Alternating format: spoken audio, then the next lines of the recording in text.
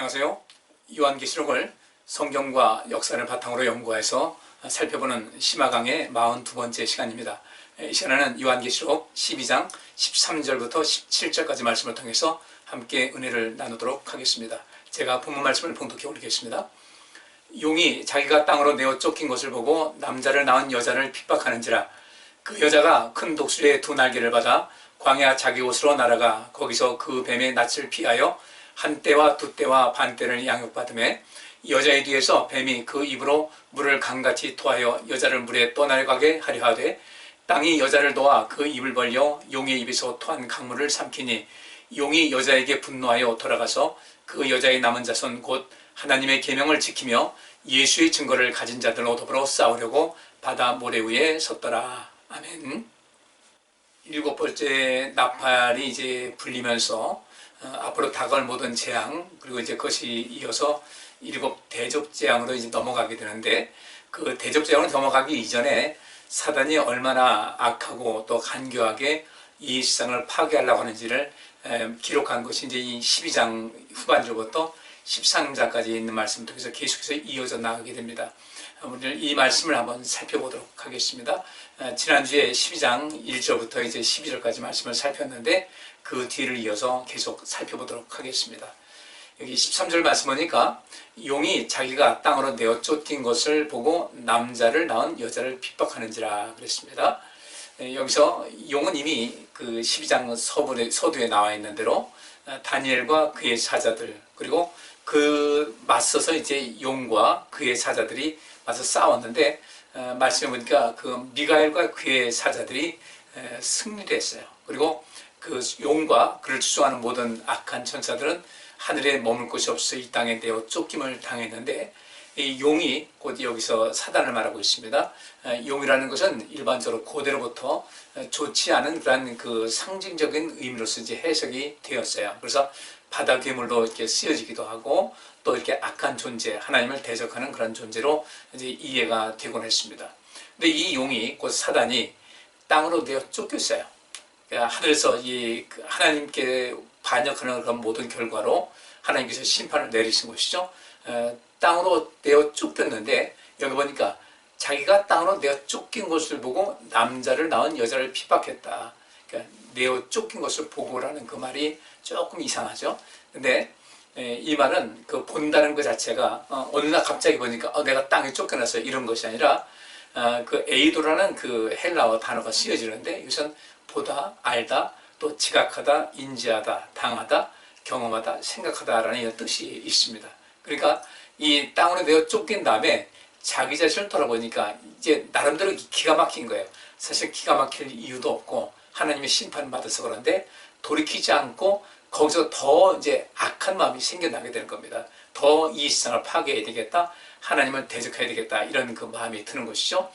이런 데서 남자를 낳은 여자를 핍박했다 그랬습니다. 여기서 이 용이 결국 하나님 앞에 대적하다 내어 쫓겼는데, 이 내어 쫓겼다는 것이 뭐 던지다, 버리다, 강력한 처벌의 개념이 되는 것인데, 그럼 이 속에서 회개를 해야 될 텐데 그렇지 않은 거예요. 그래서 이 남자를 낳은 여자를 핍박했다. 우리 앞에 본 대로 여기서 여자가 낳은 그 남자 아이를 우리는 예수님이라고 잘 이해를 했어요. 그리고 더 나아가서 이제 뒤에 말씀 보면은 그것이 나오죠. 여자가 이 낳았다 할 때, 그 여자의 후손이라고 할 때 또 이 교회를 상징하는 그런 의미가 있습니다. 어쨌든 이 남자를 낳은 여자를 핍박했다 그랬습니다. 이 핍박했다는 것은 뒤쫓고 박해하고 또 쫓아내는 이런 것인데, 여기서 이 본문에서, 성경 본문에서 핍박했다는 것은 과거 능동형 3인칭 단수로 기록이 됐습니다. 그러니까 이미 사단은 끊임없이 이 세상을 파괴하고 또 하나님의 자녀들을 핍박하고 그를 뒤쫓고 이제 고통스럽게 하는 그런 모든 것이 나와 있습니다.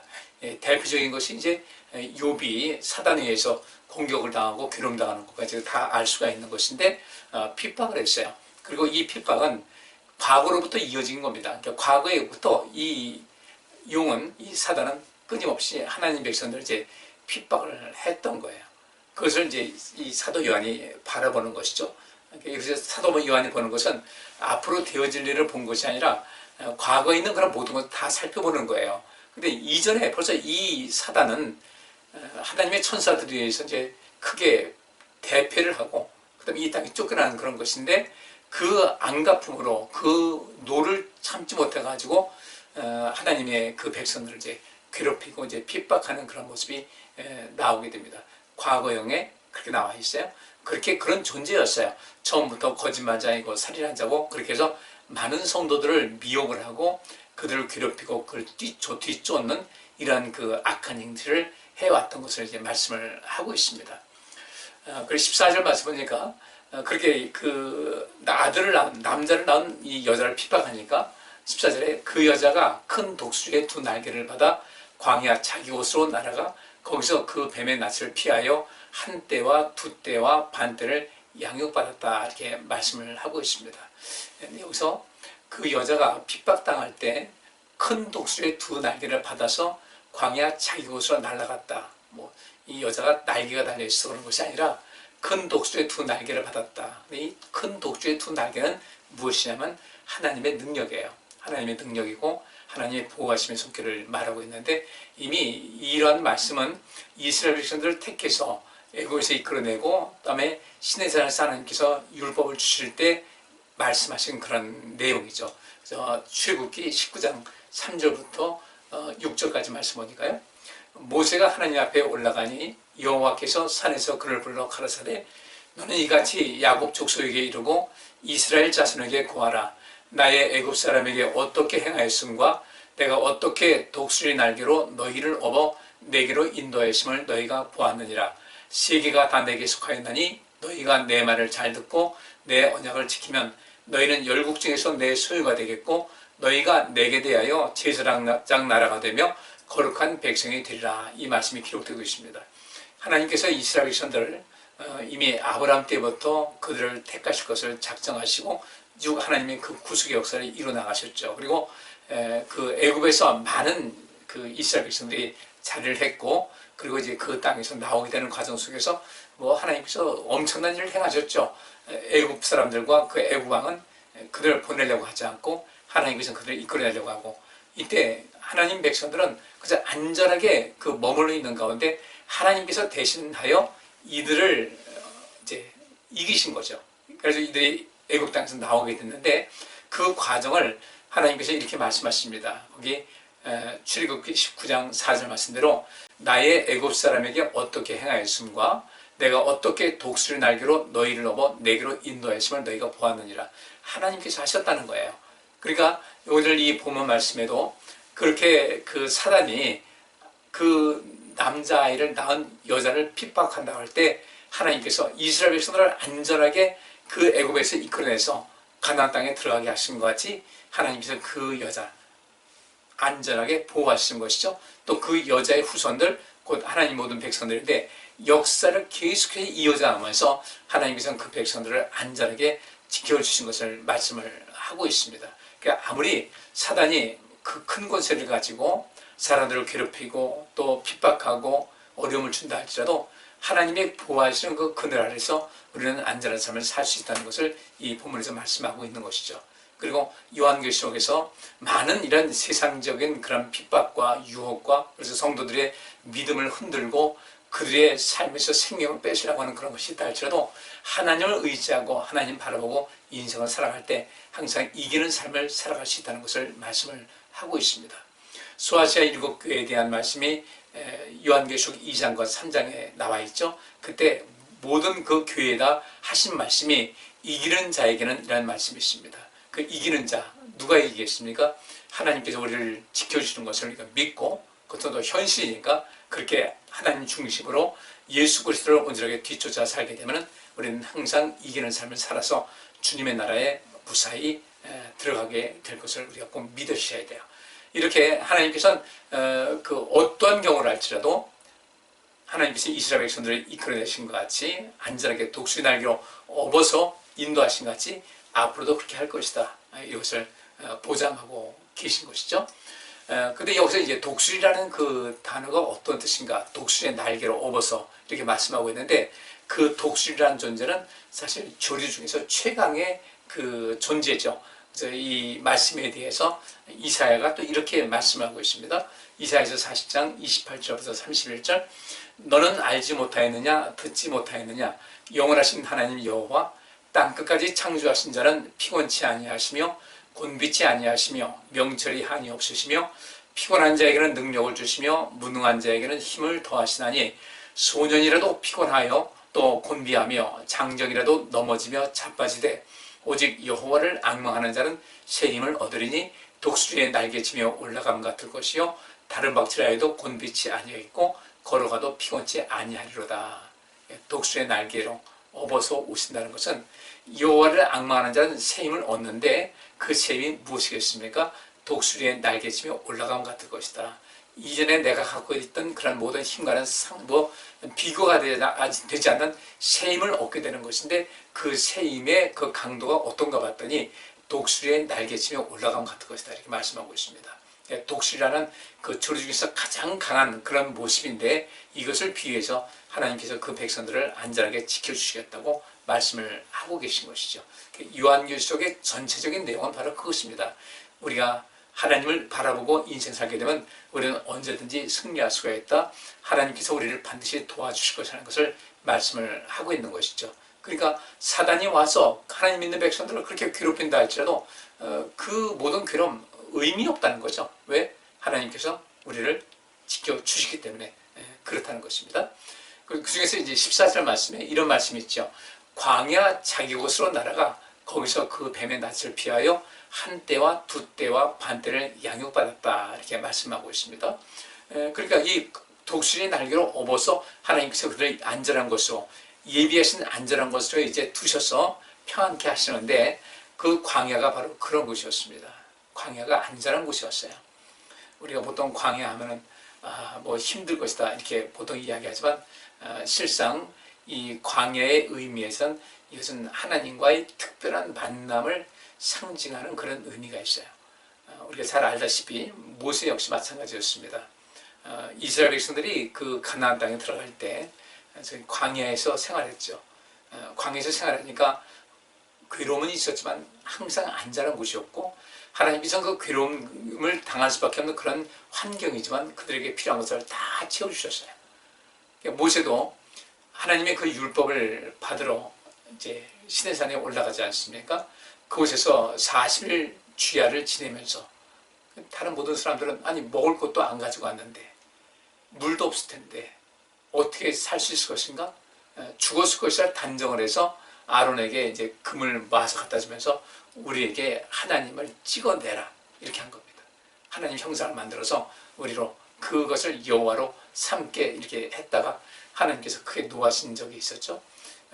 모세는 40일 동안 그 산꼭대기에 계시면서 추위 속에서도 그 다음에 굶주림 속에서도 갈증 속에서도 아무 문제 없이 그 모든 하나님의 뜻을 이루면서 내려올 수가 있었어요. 그것은 어디였습니까? 정말 광야였어요. 시내산 꼭대기 올라가서 광야 중에 광야입니다. 엄청난 어려움이 있는 곳인데 하나님을 만나는 장소였고 예수님께서도 시험을 당하실 때 광야에서 시험을 당하시지 않았습니까? 천사들이 수종을 들었어요. 성령께서 늘 함께 하셨어요. 우리도 때때로 이 광야 같은 그런 생활 속에서 세상과는 좀 거리를 두고 오직 하나님께만 집중하고 하나님과의 대화를 나눌 수 있고 하나님의 은혜를 나눌 수 있고 하나님의 뜻을 알 수 있는 그런 생활이 우리에게 필요하다. 우리가 좀 관심을 가져야 될 것 같아요. 우리가 물론 이 세상 속에 살고 있지만 이 세상 속에서 하나님과의 만남을 가질 수 있는 그런 시간을 우리가 특별히 좀 내고 또 그 시간 통해서 우리가 성장하는 삶을 살아가야 될 줄 믿습니다. 기도하는 시간이라든지 하나님 말씀 보는 시간이라든지 또 주를 위해서 헌신 봉사할 수 있는 그런 시간이라든지 나 자신을 하나님께 비추면서 또 우리 자신을 돌아볼 수 있는 그런 시간이라든지 굉장히 중요한 것이죠. 뭐 바울도 역시 그랬습니다. 그런 다메섹으로 가는 길에서 예수님 만난 다음에 바로 이어서 이제 3일 만에 눈이 떠지게 됐을 때 먹기 시작했고 힘을 얻어서 예수 그리스도는 하나님의 아들이시고 그리스도이심을 열심히 전파하지 않았습니까? 그렇지만 그는 그 가운데서 바로 하나님께서 원하시는 그 길을 바로 걷지는 않았어요. 다소에서도 오랜 기간이 있었고 특별히 아라비아 사막에서 3년 동안 있었는데 그 아라비아 사막 사람들 만남이 없는, 거의 없는 그런 곳이었죠. 겨우 이제 목숨을 부지하는 그런 삶을 사는 그런 곳이었는데 그곳에서 하나님과의 그 만남이 있었어요. 우리는 그 광야, 하나님과의 특별한 만남이 이루어질 수 있는 그런 장소, 그런 내면의 모습 꼭 필요한 줄 믿습니다. 그래서 광야 자기 곳으로 날아가 거기서 뱀의 낯을 피했어요. 그 낯을 피했다는 것이 무엇인가 보면 뭐뭐로부터 분리되었다는 겁니다. 피하여라는 단어가 그거예요. 뭐뭐로부터 분리라는 그런 뜻이 있는데 그 뱀이, 그 사단이 그를 간섭할 수 없는 그런 것으로 완벽하게 그 사단의 그 힘으로부터, 그 사단의 계획으로부터 완전히 분리된 그런 안전한 곳으로 하나님께서 인도하셨다는 것이죠. 실상 우리는 그 공간이 거기 어디냐 이렇게 할지 모르지만 눈에 보이지 않는 어떤 공간, 하나님께서 우리를 지켜주시는 그 공간, 이것이 항상 우리에게 있다. 예수님께서 내가 세상 끝날까지 너희와 항상 함께 있을 것이다 라는 것은 이런 그 악한 존재 모든 것을 이길 수 있는, 안전하게 우리를 지켜주시는, 그런 악한 것으로부터 분리해 주시는 이런 삶을 허락하신다는 것을 말씀을 하고 있어요. 그리고 이제 한 때와 두 때와 반 때, 뭐 전체 합하면 3년 6개월인데 엘리야가 3년 6개월 동안 비가 내리지 않을 때 하나님께 기도해서 비를 내리지 않습니까? 그 비가 그치게 한 것도 엘리야의 선포였고, 비가 내리는 것도 하나님께 기도해서 그 모든 것이 응답이 됐어요. 근데 이 3년 6개월이라는 것은 그만큼 이제 고난의 기간입니다. 이 3년 6개월이라는 것은 계속해서 이제 자주 나와요. 3년 6개월, 한 때, 두 때, 뭐 세 때 이렇게 나오는데 이것은 어떤 의미가 있는가? 끝이 정해진 기간이에요. 이제부터 이것이 언제 끝이 날까? 막연한 거죠. 절망하게 되는데 우리가 어떤 고난이 있다 할 때 그 고난이 끝이 있다는 거죠. 3년 6개월 동안 있다. 우리 충분히 이길 수 있는 힘을 우리에게 주시는 것이고, 또 이길 수 있도록 우리 하나님께서 우리를 지켜주시는 것을 알고, 우리 지금 현재 인생 살아가면서 좀 고난이 있다, 어려움이 있다, 믿음 안에서 잘 이기시고, 지금 어려움이 있다, 내 삶 속에 하나님께서 나를 만나시려고 나의 삶에, 내 인생의 광야의 그 삶을, 광야의 시간을 갖게 하셨다라는 말씀을 좀 새기고서 이제 하나님과 더 가까이 할 수 있는 그런 계기를 삼으시고, 그 속에서 하나님과 만남을 통해서 우리의 인생에 더 새로워질 수 있고, 더 미래지향적인 삶을 살 수 있고, 더 거듭 능력으로 충만함을 힘입을 수 있기를 부탁을 드리겠습니다. 그리고 여기서 이제 그 한 때와 두 때와 반 때를 양육받았다고 했는데, 이 양육받는다는 것이 트레포라는 단어가 쓰여져요. 이 트레포라는 단어는 어디 쓰여졌냐면요, 그 마태복음에서 6장에 그 말씀이 있죠. 공중의 새를 보라, 내가 저들은 스스로 뭐 농사도 짓지 아니하고 또 그것을 뭐 길쌈도 아니하되 하나님께서 저들에게 필요한 것을 다 먹여주신다라고 할 때 그 단어가 이제 트레포라는 단어가 똑같이 쓰여졌어요. 그러니까 이렇게 이 공중의 미물인 이 새들도 하나님께서 먹이시거든 하물며 너희일까 보냐, 우리를 충분하게 양육시켜준다는 것을 말씀을 하고 있는 거죠. 그러니까 이 트레포라는 단어가 기르다, 먹이다, 부양하다, 자라게 한다라는 그런 뜻이 있습니다. 이 광야에서 아무것도 없는 가운데서도 하나님께서는 그 여자를, 또 과거의 모든 것을 보면 이스라엘 백성을 광야에 있을 때 그들을 먹이시고 기르시고 부양하시고 성장하게 하셨다, 이렇게 되어 있습니다.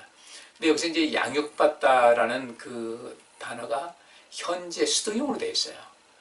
사단이 그 여자를 핍박했다고 하는데 과거형이라고 그랬잖아요. 뭐 그때부터 그랬으니까.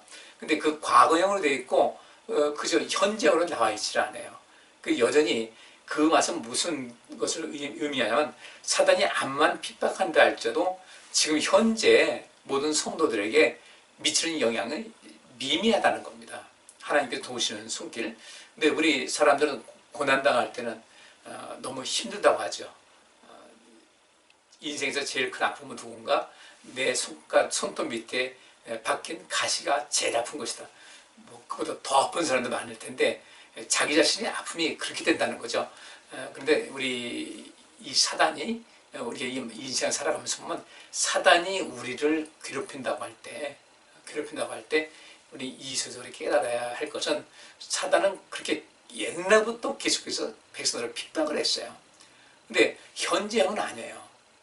핍박을 했는데 그럼 현재는 무엇인가? 하나님의 부양하시는 그 손길, 양육하시는 그 손길이 그 모든 것을 이길 수가 있기 때문에, 그래서 핍박했다는 과거로 되어 있는 것이고, 지금 현재는 하나님께로부터 양육받는다는 것이 현재형으로 되어 있어요. 이 트레포라는 단어에 그 이제 단어를 분해해 보면 그렇게 나와 있습니다. 현재형이다, 그다음에 수동형이다. 양육받는 것이니까 수동형이죠. 그리고 이 양육받는 것은 지금도 진행이고 내일도 현재이고, 이것은 양육받다는 것은 지금도 현재이고 내일도 현재이고 계속해서 현재형으로 이어갈 것이다. 이것은 뭘 말하고 있습니까? 마태복음 28장에 나와 있는 대로 내가 세상 끝날까지 너희와 항상 함께 있을 것이라는 말씀과 이제 연관해 보시면 돼요. 자, 이어서 이제 15절과 16절 말씀 보겠습니다. 여자의 뒤에서 뱀이 그 입으로 물을 강같이 토하여 여자를 물에 떠내려가게 하려 하되 땅이 여자를 도와 그 입을 벌려 용의 입에서 토한 강물을 삼켜버렸다 말씀하고 있습니다. 이렇게도 안 되고 저렇게도 안 되고, 사단은 화만 더 나는 거죠. 계속해서 분노가 넘칩니다. 그 분노로 이 세상을, 애꿎은 이 세상을, 하나님의 세상을 지가 허락도 없이 그냥 막 파괴를 하고 있는 거예요. 그래서 이 여자의 뒤에서 뱀이 그 입으로 물을 강같이 토하여 여자를 물에 떠내려가려 하되 이렇게 말하고 있습니다. 그러면 여기서 그 뱀이 그 입으로 물을 강같이 토했다라고 할 때 이게 지금 무엇일까? 물론 여기서 물이라는 것은 누군가를 해치고자 하는 그런 도구로서 이야기를 하고 있습니다. 물이라는 그 자체는 우리 사람들에게 생명의 중요한 요소죠. 물이 없으면 사람 죽는 것 같이. 근데 또 이 물이 지나치게 되면 또 이 재앙으로도 이어지게 돼요. 홍수라는 말이 거기 나오는 것인데, 자, 그러면 여기서 그 뱀이 그 입으로 물을 강같이 토했다고 할 때 어쨌든 입으로 나오는 것이거든요. 그러면 사단이 쓰는 그 도구가 있습니다. 사람들을 미혹을 하고 그를 죽음으로 이끄는 그런 그 도구가 있는데, 그것이 이제 입을 통해서 그 거짓말과 여러 가지 선동을 통해서 악한 말을 통해서 그 많은 사람을 죽이는 그런 일을 했다는 것을 우리 요한계시록 9장에 보면 그 말씀이 나와 있는데요. 요한계시록 9장 17절부터 19절 말씀 보니까 이같이 이상한 가운데 그 말들과 그 탄자들을 보니 불빛과 자줏빛과 유황빛 흉갑이 있고 또 말들의 머리는 사자머리 같고 그 입에서는 불과 연기와 유황이 나오더라. 이 세 재앙 곧 저희 입에서 나오는 불과 연기와 유황을 인하여 사람 3분의 1이 죽임을 당하니라. 아멘. 자, 이 말씀에 뭐 이미 앞에 나와 있는 그런 나팔재앙에서 나오는 그런 내용입니다. 근데 거기서 이제 그 말들, 그 기병대가 나옵니다. 엄청나게 많은 2만 마리라고 해서 엄청난 것이 있는데, 그 말들, 한 재앙의 어떤 도구입니다. 그 말들의 머리는 사자머리 같다. 그 사자머리 같으니까 어떻게 하겠습니까? 사람 죽이는 것이죠. 그리고 그 입에서는 불과 연기와 유황이 나온다. 불과 연기와 유황, 또 심판의 개념이고 재앙의 그 상징인데, 18절 말씀 보니까 이 세 재앙 곧 저희 입에서 나오는 불과 연기와 유황을 인하여 사람 3분의 1이 죽임을 당하니라 그러는데, 여기서 말하고 있는 저희 입에서 나오는 불과 연기와 유황, 이걸 어떤 상징으로 보지 마시고요. 이 불과, 사람을 죽이는 불과 연기와 유황이 무엇인가 봤을 때 그 말의 그 권세가 입에서 나오니까 결국 그 입이 무엇이겠습니까? 말이거든요. 거짓말. 그래서 사단이 특징인 거 아니에요. 살인자고 또 처음부터 거짓말하는 자고요. 그 입을 통해서 끊임없이 거짓말을 내뱉는 거예요. 사람들 선동하고 사람들 충동질하고, 그 사단이 입으로써 사람을 죽이는 그런 모든 과정이 어디 나와 있냐면 민수기에 아주 적나라하게 나와 있습니다. 끊임없이 거기서는 그 입을 통해서 거짓말을 하고, 뭐 10명의 정탐꾼도 그랬죠. 그 다음에 그 중간에 뭐 고라도 그렇고 마찬가지였어요. 끊임없이 말을 통해서 거짓말을 내뱉습니다. 사람을 선동하는 말을 합니다. 근데 놀라운 사실은 그 말에 사람들이 이렇게 넘어가더라는 얘기예요. 그래서 이스라엘 백성들 광야에서 1세대는 거의 다 죽었습니다. 물론 노아돼서 죽은 사람도 있겠지만, 사실 그 상징적인 면에서 보면 입으로써 하나님께 범죄하다가, 그 입으로 범죄하는 것은 무엇이겠습니까? 그 입으로 범죄하게끔 거짓말을 내뱉는 그런 경우, 대표적인 경우가 그 12명의 정탐꾼 중에 10명이 거짓복을 하지 않습니까? 근데 이 여호수아와 갈렙이 아니라다. 전 거짓말이다. 사람들 말 듣지 않는 거예요. 그 밤에 그렇게 그 거짓된 보고를 들은 그날 밤에 이스라엘 백성들 밤새 통곡을 한 겁니다. 하나님께서 얼마나 진노하셨겠어요? 성경에 자세하게 나와 있습니다. 그 말로서 사람을 죽이는 거예요. 이 시대도 마찬가지예요. 이걸 참 조심하셔야 돼요. 그래서 우리가 옳고 그름에 대한 그런 그 분별력과 그런 그 훈련을 잘하게 되면은 참과 거짓을 분별할 수 있는 그 힘이 생겨요. 또 하나님 말씀을 우리의 마음판에 잘 새기고 그 말씀을 따라서 순종하고 살다 보면은 하나님께서 어떤 경우에 은혜를 베푸시고 어떻게 도와주신다는 것을 체험하게 되거든요. 근데 그렇지 않은 경우 때때로 있지 않겠습니까? 인간이기 때문에 때로는 나도 모르게 거짓말을 할 때가 있고 또 선동당할 때가 있고 또 내 욕심에 또 누군가 좀 말 보태가지고 선동하는 그런 경우도 있을 거라는 얘기죠. 이게 철저하게 이게 마귀적이라는 것을 알아서 우리 굉장히 입술을 좀 조심을 할 필요가 있어요. 사단이 이렇게 하는 겁니다. 그러니까 여자에 대해서 그 뱀이 입으로 물을 강같이 토했다는 것은 물을 강같이 토했다. 그 속에서 여기서는 그 물과 또 강 같았다. 이것은 언어의 홍수라고 보시면 돼요.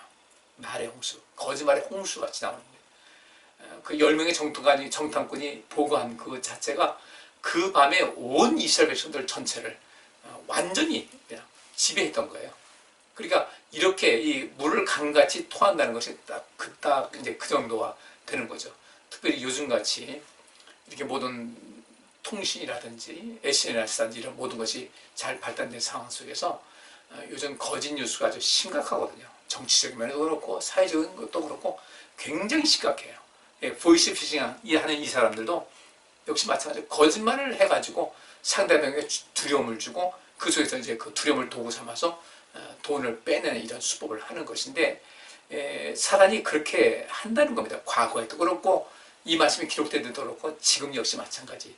지금은 이런 모든 통신수단이 발달한 가운데는 더 확산되고 있는 그런 추세죠. 참 안타까운 이런 상황이에요. 그래서 우리가 사단에게 절대로 미혹되지 말고 하나님 말씀 가운데 굳건히 서 있어야 되겠다.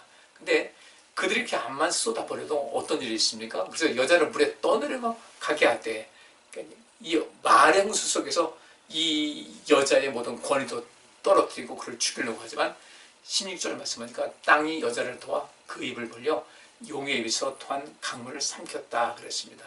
그래서 땅이 무엇이냐, 뭐 입이 벌려진 것이 무엇이냐, 이건 하나의 우리 상징적으로 보고 땅에 홍수가 났다 할 때 그래서 그걸 딱 벌려가지고 삼키면 되는 거예요. 담그면 되는 거죠. 우리가 댐을 만드는 이유가 그거죠. 또 저수지 만드는 것도 마찬가지로 물이 많이 이제 비가 있을 때 저수했다가 또 비가 안 올 때 흘려보내고 다시 저수하고 이렇게 하는 것과 마찬가지로 땅이 여자를 도와 그 입을 벌려 용의 입에서 토한 강물을 삼켰다. 그러니까 이 악한 말로서 이 세상을 분탕질하는 그런 모든 것이다 할지라도 그 중에서 이것을 중화시킬 수 있는 그런 말에 거짓된 그 말의 흉흉한 이런 가운데 그 말을 진정시킬 수 있고 그 참된 것을 인도할 수 있는 그런 그 사람들이 있다는 겁니다. 이걸 누가 해야 되겠습니까? 우리 하나님 믿는 백성들이 그렇게 하셔야 돼요. 우리 이 땅에 살면서 이 땅에 하나님 나라가 임할 수 있도록 하는 것, 우리는 말의 홍수 속에서 악한 자들의 온갖 악한 괴계와 행피가 횡행하는 가운데 우리는 하나님을 믿는 그 믿음 안에서 그 모든 것을 다 통치할 수 있고 다스릴 수 있고 온전케 할 수 있는 그런 힘으로 이 세상을 안전케 하는 그런 모든 것이 있어야 되겠다.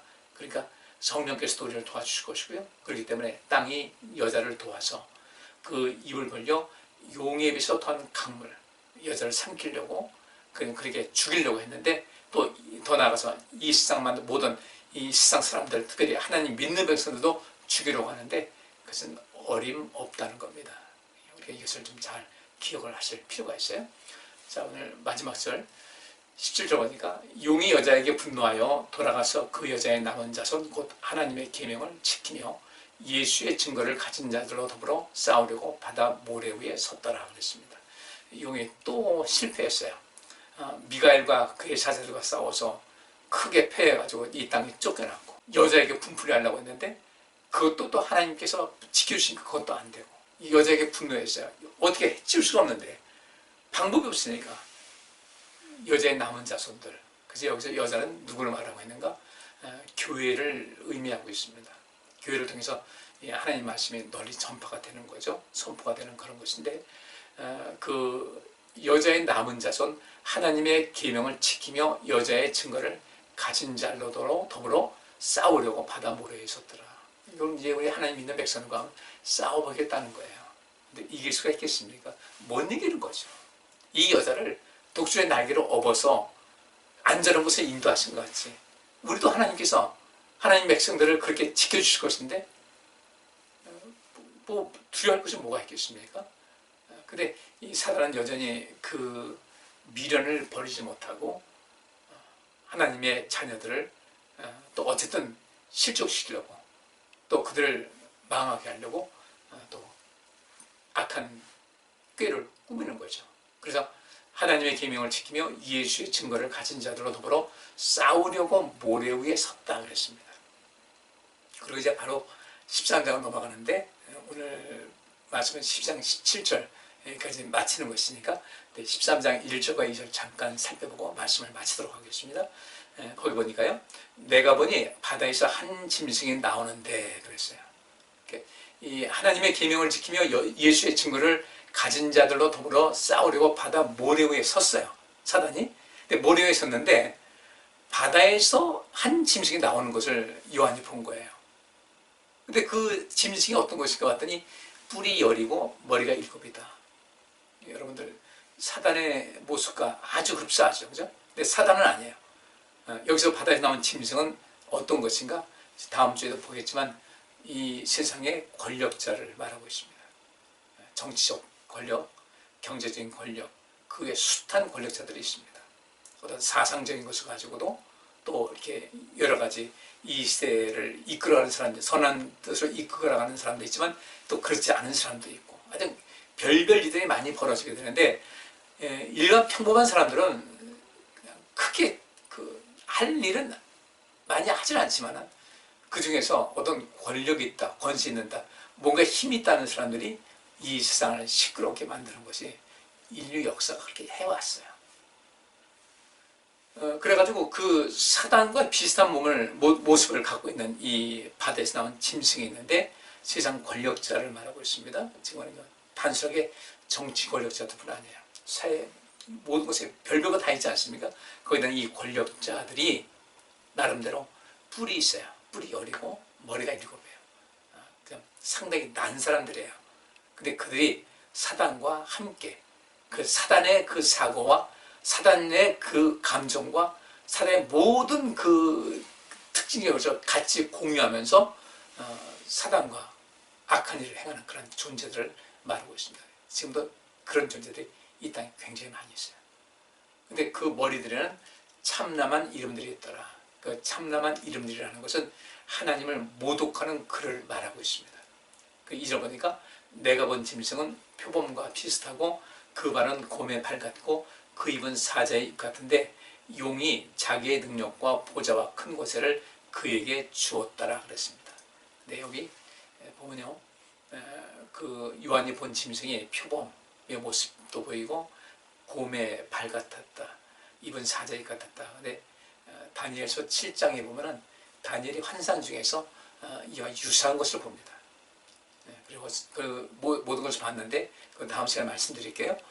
그때 우리가 알 수 있는 것은 다니엘이 본 것은 앞으로 되어질 모든 일, 다니엘이 지금 이 바벨론이 통치하던 그 시대에 살고 있었는데 바벨론이 지나고 망하고 이제 페르시아 제국이 오고 페르시아 제국이 헬라 제국에서 망해서 없어지고 헬라 제국은 또 로마 제국에서 또 이제 무너지게 됩니다. 그 로마 제국은 굉장히 오랜 기간 동안 이 세상을 다스렸죠. 특별히 기독교 문화가 있는 곳에서 다스렸는데 그 다니엘이 본 것은 순차적으로 이 바벨론 제국이 무너지고 그 다음에 페르시아 제국이 오고 페르시아 제국이 무너지면서 헬라 제국이 왔고 무너지면 또 헬라 제국이 무너지면서 로마 제국이 왔는데 여기 그것은 역사로 쭉 이어진 겁니다. 근데 여기서 요한이 보는 것을 보니까 이 네 짐승, 다니엘이 봤던 그 네 짐승이 하나로 합친 것과 똑같은 것이었어요. 그때는 역사로 순차적으로 요거 지나가면 다음 이렇게 갔는데 바다에서 온 짐승 보니까 그 네 제국이 갖고 있던 그런 그거 가운데서 온갖 악을 행했고 좋지 않은 그런 모든 부분을 이 바다에서 나온 짐승이 갖고 있더라는 겁니다. 뭐 여러 가지 비유가 있습니다. 그저 오늘날 이 시대에 이렇게 비유하면 어떤 것이 있을까? 너무 기가 막히고 우리가 왜 이 땅에 살면서 선과 악을 구분해야 되고 또 옳고 그름을 구분하면서 살아야 될 것인가에 대한 그 경각심을 갖게 하는 굉장히 우리가 깨어 있어야 된다는 그런 느낌을 갖게 하는 그런 내용이 나와 있습니다. 다음 주에 보도록 하고요. 자, 오늘 말씀을 좀 마무리 짓겠습니다. 사단은 계속해서 이 세상을 파괴하고 공격을 합니다. 그런데 하나님께서 우리를 지켜주시기 때문에 우리는 그 가운데서 안전한 그런 가운데 있다. 그래서 우리가 늘 하나님의 은혜 가운데 있어야 된다. 예수님 안에 있어야 된다는 것을 우리가 기억하시고요. 그리고 사단은 이렇게 자기의 목표를 위해서 이 세상에 있는 어떤 존재들을 동원해서 또 우리의 믿음을 빼앗으려고 하고 세상을 시끄럽게 하는데 이런 데서도 하나님의 손길은 여전히 우리를 지켜주시고 함께 하신다는 사실이 뒤에 나오고 있습니다. 그리고 뒤에 나오는 이제 7 대접 재앙은 그들을 그런 그 악한 자들을 심판하는 내용이 나와 있는 것이거든요. 우리 성도님들 끝까지 늘 이기는 삶을 살아갈 수 있기를 주의 이름으로 축복합니다. 기도하겠습니다. 하나님 감사합니다. 저희들 삶을 지켜 보호하여 주옵시고 하나님을 믿는 그 온전한 믿음 안에서 늘 담대케 하시고 우리가 이김을 통해서 우리 또한 하나님께서 원하시는 그 모든 대로 우리가 하나님 나라를 세우고 이루어나가는 일에 전력을 다할 수 있도록 복내려 주시옵소서. 예수 그리스도 이름으로 기도하옵나이다. 아멘. 오늘 여기까지 하겠습니다. 감사합니다.